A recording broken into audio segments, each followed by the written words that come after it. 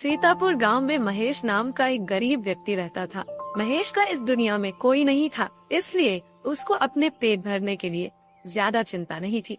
वो लोगों के यहाँ उनके खेतों में मजदूरी का काम किया करता था और कभी कभी काम न मिलने पर महेश जंगल से लकड़ियाँ काट कर बेचा करता था। उसके बदले में लोग उसे पैसे या अनाज दे दिया करते थे। महेश की जिंदगी इसी तरह से बीत रही थी।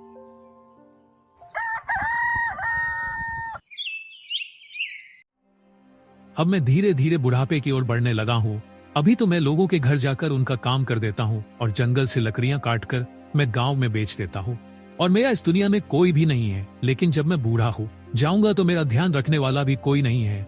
मेरे बुढ़ापे में मुझे कौन बिठाकर खिलाएगा? इसीलिए मेरी भलाई इसी में है कि मैं आज से ही अपने भविष्य के बारे में सोचना शुरू कर दूं। नहीं तो मुझे बुढ़ापे में दर दर की ठोकरें खानी पड़ेगी। ये सोचकर महेश उसी दिन से लोगों के घर जा जाकर काम करने लगा। कोई उससे अपने खेतों में मजदूरी करवाता तो कोई उससे बोरियां उठवाता और उसके बदले में उसे जो भी धन या अनाज मिलता था महेश उसे लेकर घर आ जाता था।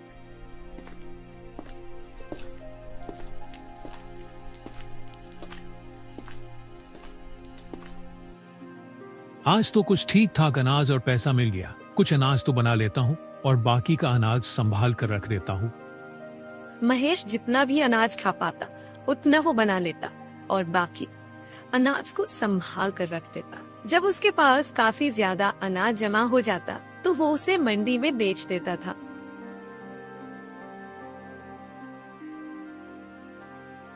इसी तरह बचत करते हुए उसके पास कुछ ही महीनों में 1000 रुपए जमा होगा। लेकिन महेश ने अपने काम में कोई कमी नहीं आने दी। वो रोज लोगों के यहाँ जाता और उनके यहाँ मजदूरी करता है और उनके काम में उनकी सहायता करता।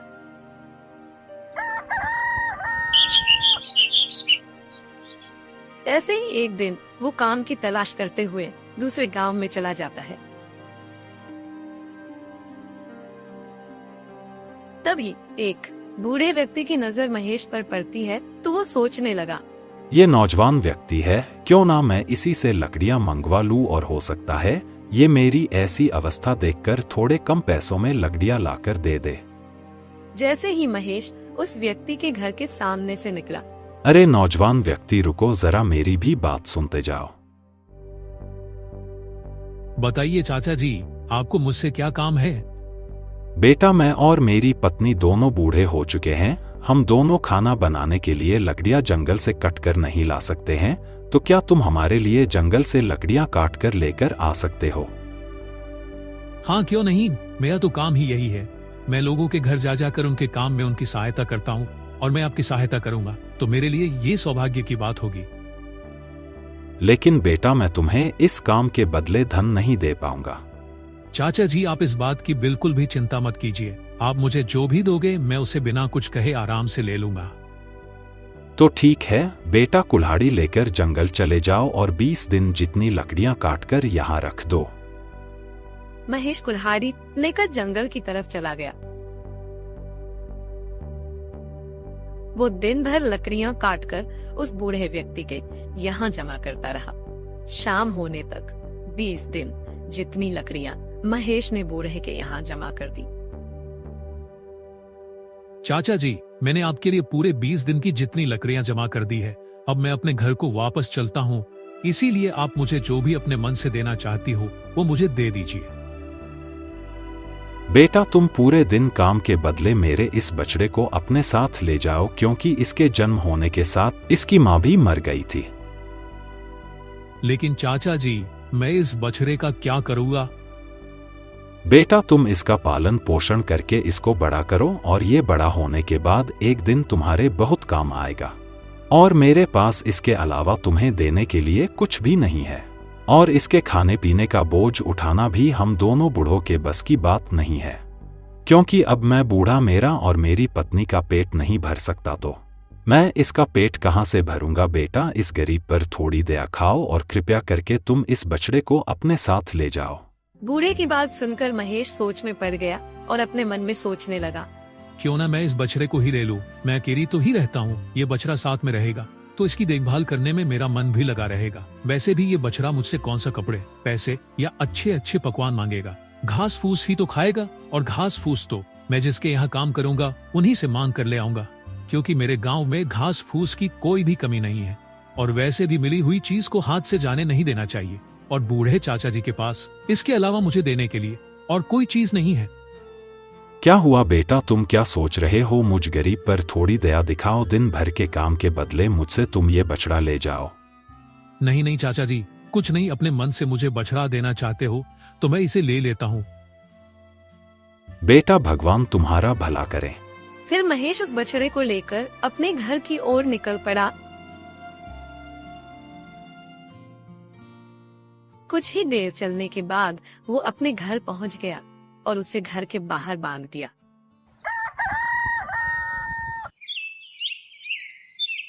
फिर अगले ही दिन से महेश उस बछड़े का पालन पोषण करने लगा।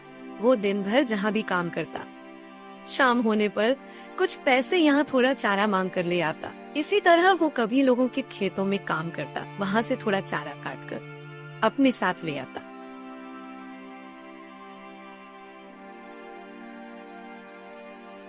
इसी तरह बछड़े को भी खाने की कोई कमी नहीं रहती।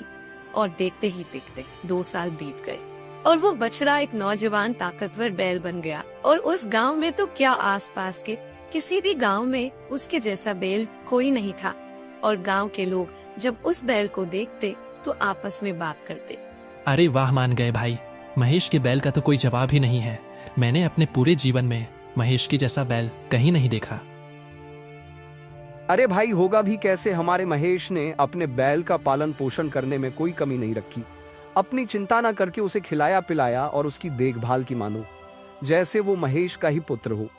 महेश के बैल की चर्चा गांव के जमींदार धनराज के पास भी जा पहुंची। जमींदार जी, आपको पता है अपने गांव के महेश के पास जो बैल है वैसा बैल अपने आसपास के किसी भी गांव में नहीं है। उसका बैल बहुत ही ताकतवर और शक्तिशाली बैल है। अपने नौकर की बात सुनकर जमींदार धनराज अपने मन में सोचने लगा, अगर मैं महेश से उसका वो बैल खरीद लूं तो मेरे खेतों में जल्दी और आसानी से काम हो जाएगा। फिर उसी दिन शाम होने पर जमींदार महेश से मिलने के लिए उसके घर जाता है।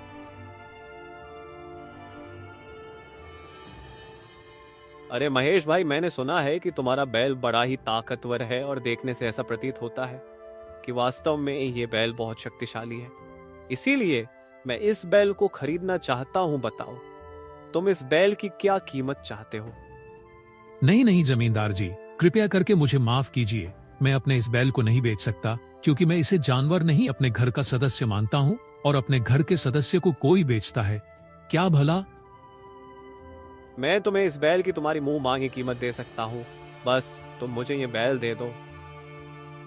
नहीं जमींदार जी, मैं अपने बैल को नहीं बेचना चाहता। जमींदार ने ऊंची से ऊंची कीमत लगाई, लेकिन महेश ने बैल को बेचने से साफ साफ मना कर दिया।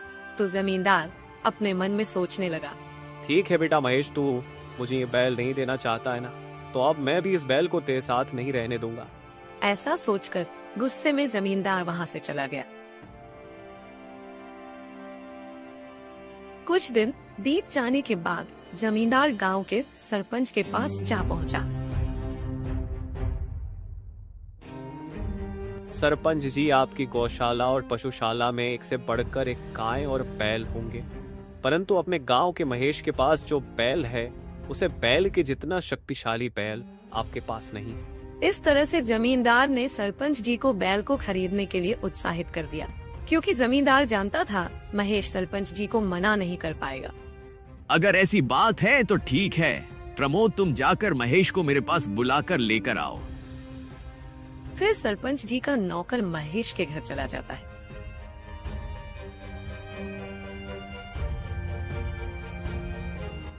महेश, तुम्हें सरपंच जी ने बुलाया है, तुम मेरे साथ सरपंच जी के पास चलो। आखिर सरपंच जी को अचानक से मुझे कौन काम आन पड़ा है? हो सकता है कि उनको अपने खेतों में किसी मजदूर की जरूरत हो। चलो जाकर देखता हूँ। ये सोचकर महेश सरपंच जी की हवेली के लिए निकल पड़ता है। महेश, हमने तुम्हारे बैल की गांव में बहुत से लोगों से चर्चा सुनी है। हमें तुम्हारा वो बैल चाहिए, तुम उसकी कीमत बताओ। मैं तुम्हें उसके बदले में हीरा मोती और सोने के सिक्के दे सकता हूँ। सरपंच जी, आप मुझे माफ कर दीजिए। आप चाहे मेरे प्राण ले लीजिए, लेकिन मैं अपने बैल को नहीं बेच सकता, क्योंकि वो बैल नहीं मेरे घर का सदस्य है। महेश, तुम शायद भूल रहे हो कि तुम गांव के सरपंच के सामने खड़े हो और तुम मुझे केवल एक बैल देने से मना कर रहे हो। सरपंच जी, मैं पूरे गांव में आपका सबसे ज्यादा सम्मान करता हूं, लेकिन मैं अपने बैल को अपने प्राणों से भी अधिक प्रेम करता हूं, इसीलिए मैं अपना बैल आपको नहीं दे सकता। महेश की ऐसी बात सुनकर सरपंच जी को गुस्सा आ गया और वो अपने नौकर से बोले, सुनो, ये महेश ऐसे नहीं मानेगा। तुम इसके घर जाओ और इसका बैल मेरी हवेली में ले आओ। सरपंच के नौकर ने ऐसा ही किया। वो महेश के यहाँ से बैल ले आया और सरपंच जी की हवेली में बांध दिया। सरपंच जी भी उस बैल को देखकर हैरान थे। सच में ऐसा सुंदर और ऐसा ताकतवर बैल मैंने अपनी जिंदगी में कभी नहीं देखा। इसीलिए मैं चाहता हूँ कि इस बैल का बहुत अच्छे से ध्यान रखा जाए। इसके खाने पीने में कोई भी कमी नहीं होनी चाहिए। फिर ऐसे ही कुछ दिन बीत गए, लेकिन महेश के बैल ने चारे का एक तिनका भी नहीं खाया, क्योंकि उसे महेश की बहुत याद आती थी। ये बैल जब से यहाँ आया है तब से इसने चारे का एक तिनका भी नहीं खाया। ये बात मुझे सरपंच जी को बतानी ही होगी, नहीं तो कोई समस्या हो जाएगी। और उधर महेश थी अपने बैल की याद में बहुत परेशान रहता। सरपंच जी के नौकर ने बैल को चारा खिलाने का बहुत प्रयास किया, लेकिन बैल ने चारे का एक तिनका भी नहीं खाया। सरपंच जी, महेश का बैल जब से यहाँ आया है तब से उसने चारे का एक तिनका भी नहीं खाया। नौकर की बात सुनकर सरपंच जी भी बहुत हैरान हो गए।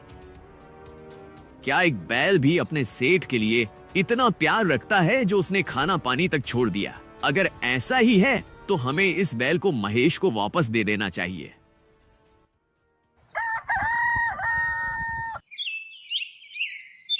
फिर अगले ही दिन सुबह होने पर सरपंच जी ने महेश को बुलवाया। महेश, तुम्हारा बैल तो तुमसे बहुत प्रेम करता है, क्योंकि उसने चारा पानी तक छोड़ दिया।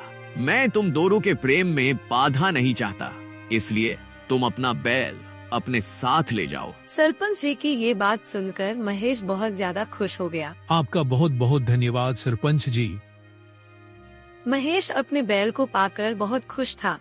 फिर वो अपने बैल को लेकर वापस अपने घर लौटा। बैल भी महेश के पास आकर बहुत खुश था। उसने फिर से चारा पानी खाना शुरू कर दिया। अब तो महेश और उसके बैल की चर्चा और भी तेजी से पूरे गांव में होने लगी। अरे, मैंने सुना है सरपंच जी महेश के बैल को वापस कर दिया। वो बैल बड़ा ही स्वामी भक्त है, वो महेश से बड़ा ही प्रेम करता है। अरे, मैंने तो ये भी सुना था सरपंच जी ने जोर जबरदस्ती करके महेश के बैल को हड़प लिया था, लेकिन वो बैल महेश से बिछड़ने के कारण कुछ भी नहीं खा रहा था। इसीलिए सरपंच जी ने वो बैल महेश को वापस दे दिया। लगता है इन दोनों का कोई पिछले जन्म का साथ है। और इधर जब जमींदार को ये बात पता चली कि उसकी ये योजना असफल हो गई है, महेश को बैल वापस मिल गया। वो मन ही मन महेश से और भी ज्यादा जलने लगा। और एक दिन सुबह होने पर जब महेश अपने बैल के पास खड़ा था तो बैल बोलता है, महेश, तुम मेरा बहुत ध्यान रखते हो, इसीलिए अब मैं तुम्हारा सारा दुख दूर करना चाहता हूँ। ये सुनकर महेश हैरान हो गया, क्योंकि उसका बैल मनुष्य की तरह बोल रहा था। महेश, हैरान मत हो, मैं कोई साधारण बैल नहीं हूँ, इसीलिए मैं मनुष्य की बॉडी बोल सकता हूँ, परंतु मेरी आवाज केवल आपको ही सुनाई देगी। अच्छा, तो तुम कौन हो, सच बताओ। महेश, वो तो मैं तुम्हें सही समय आने पर बता दूंगा, लेकिन अभी के लिए मैं तुम्हें तुम्हारे कष्ट दूर करने का उपाय बताता हूँ, और आप वही करिए जो मैं आपसे कहता हूँ, इससे आपके सारे कष्ट दूर हो जाएंगे। बैल धीरे धीरे महेश को कुछ समझने लगा। योजना तो तुम्हारी बहुत अच्छी है, किंतु कहीं ऐसा ना हो कि इसमें मैं स्वयं ही फंस जाऊं। महेश, तुम ज्यादा चिंता मत करो, तुम मेरे ऊपर विश्वास करो, क्योंकि मैं कोई साधारण बैल नहीं हूँ। ठीक है, तो फिर मैं तुम्हारे कहे अनुसार ही काम करूंगा। फिर महेश वहाँ से सीधे जमींदार के घर के लिए निकल गया। जमींदार जी, मेरा मन है कि मैं आपसे एक बैल खरीद लूं, फिर मेरे पास एक जोड़ी बैल हो जाएंगे, तो मैं लोगों के यहाँ खेत में बैल से हल जोतने का काम भी कर लिया करूंगा। हाँ, क्यों नहीं, मेरे पास एक से बढ़कर एक बलशाली बैल है। वो तो ठीक है, लेकिन जमींदार जी, मेरे बैल के जितना ताकतवर बैल आपके पास नहीं है। मेरा बैल तो इतना ताकतवर है कि अनाज से भरी हुई 3 बैलगाड़ियों को वो अकेला ही खींच सकता है। महेश, मैंने माना कि तुम्हारा बैल ताकतवर है, लेकिन इतना भी ताकतवर नहीं है जितना तुम बोल रहे हो, क्योंकि तुम जो बोल रहे हो वो संभव नहीं है। अकेला बैल अनाज से भरी हुई 3 बैलगाड़ियों को खींचना तो छोड़ो, उन्हें हिला भी नहीं सकता। इतना भी घमंड अच्छा नहीं है महेश भाई। ठीक है जमींदार जी, अगर आपको मेरी बात पर विश्वास नहीं है तो आप मुझसे शर्त लगा लो। महेश की ये बात सुनकर जमींदार अपने मन में सोचने लगा, ये पागल मूर्ख व्यक्ति आज तो स्वयं ही कंगाल होने के लिए मेरे पास आया है, जो एक असंभव सी शर्त मुझे लग रहा है। अब मैं इसी को इसी के जाल में फंसा लूंगा। ये भी क्या याद रखेगा, क्योंकि इसने सरपंच जी के भी सामने मेरा बहुत अपमान करवाया था। ऐसा सोचकर जमींदार महेश से कहता है, ठीक है महेश, शर्त ये रही कि अगर तुम्हारे बैल ने अनाज से भरी हुई 3 बैलगाड़ियों को खींच लिया तो मैं तुम्हें 1000 रुपए दूंगा। लेकिन अगर तुम्हारा बैल ये कारनामा नहीं कर पाया तो तुम्हें मुझे 2000 रुपए देने होंगे, और साथ में तुम्हारा ये बैल। शर्त स्वीकार है क्या? ठीक है जमींदार जी, मुझे आपकी ये शर्त स्वीकार है। 2 दिन बाद पूरे गांव के सामने मेरा बैल ये कारनामा करके दिखाएगा। अच्छा ठीक है, अब मैं चलता हूँ। ऐसा कहकर महेश अपने घर चला गया। 2 दिन में ये बात पूरे गांव में आग की तरह फैल चुकी थी कि महेश का बैल 3 अनाज से भरी हुई बैलगाड़ी को खींचकर दिखाएगा।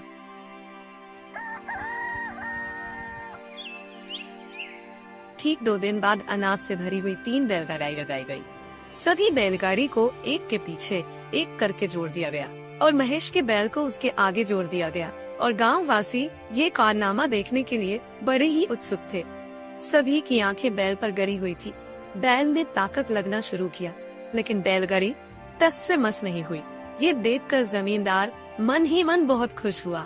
आज मजा आएगा, महेश को महेश के ही जाल में फंसा दिया। अब इसका ये बैल आज से मेरा हो जाएगा। फिर थोड़ी ही देर में बैल ने फिर से ताकत लगानी शुरू की और इस बार तो जैसे चमत्कार ही हो गया। बैल ने 3 गाड़ियों को खींचा और 1 मील तक खींचते हुए ले गया। ये देखकर गांव के सभी लोग बड़े ही हैरान थे और सभी महेश के बैल की प्रशंसा करने लगे। फिर जमींदार ने बड़े ही दुखी मन से महेश को 1000 रुपए दे दिए। फिर महेश अपने बैल के साथ वापस अपने घर आ गया और उधर जमींदार को मन ही मन बहुत गुस्सा आ रहा था और वो अपने अपमान का बदला लेने की योजना बना रहा था। और उसी रात जमींदार अपने नौकरों के साथ महेश के घर गया और डंडे से बैल को पीटने लगा। इतना शोर सुनकर महेश घर के बाहर आया तो उसने देखा जमींदार और उसके नौकर जमीन पर जख्मी हालत में गिरे हुए हैं। महेश समझ गया कि उसके बैल ने ही इनको अच्छा सबक सिखाया है। फिर थोड़ी देर में जमींदार अपनी नौकरों के साथ वहाँ से भाग गया। आज तुम मुझे सच सच बताओ, कौन हो तुम? हाँ महेश, मैं आज तुम्हें सारी बात सच सच बताता हूँ। आप ध्यान से सुनिए। पिछले जन्म में मैं एक व्यापारी था। मैं गाय का दूध निकाल कर गाँव में बेचने का काम किया करता, लेकिन उस समय मुझसे एक बहुत ही बड़ा अपराध हो गया था, जिस वजह से मुझे इस जन्म में एक बैल का शरीर मिला। मैं गाय का दूध बेचकर अपना जीवन बिता रहा था, लेकिन एक बार मेरी गाय ने एक बछड़े को जन्म दिया और उस बछड़े के प्रति मेरा व्यवहार थोड़ा ठीक नहीं था, क्योंकि मैं उस बछड़े को उस गाय का दूध बहुत ही कम पीने देता था। मैं सारा दूध निकालकर अपने परिवार को पिला देता था और बचे हुए दूध को गांव में बेच आता था, और जिसका परिणाम यह हुआ कि वो बछड़ा बहुत ही कमजोर हो गया और बीमार रहने लगा। और फिर ऐसे ही एक दिन उस बछड़े ने अपने प्राण त्याग दिए। लेकिन बछड़े के मरते ही गाय ने भी उसके दुख में चारा पानी खाना छोड़ दिया था, और कुछ ही दिनों में उस गाय ने भी अपने प्राण त्याग दिए और फिर उन दोनों की मृत्यु का पाप मेरे सर पर चढ़ गया। उसका परिणाम यह हुआ कि मुझे इस जन्म में बैल का शरीर मिला, और आगे की कहानी तो आप जानते ही हो। मैं आपके पास पहुंच गया और अपने पापों को भोगने लगा, क्योंकि आपने मुझे बिना किसी स्वार्थ के मेरा पालन पोषण करके मुझे बड़ा किया और मुझे एक पिता की तरह बहुत प्यार दिया। बैल की ये सारी बातें सुनकर महेश की आंखों में आंसू आ गए।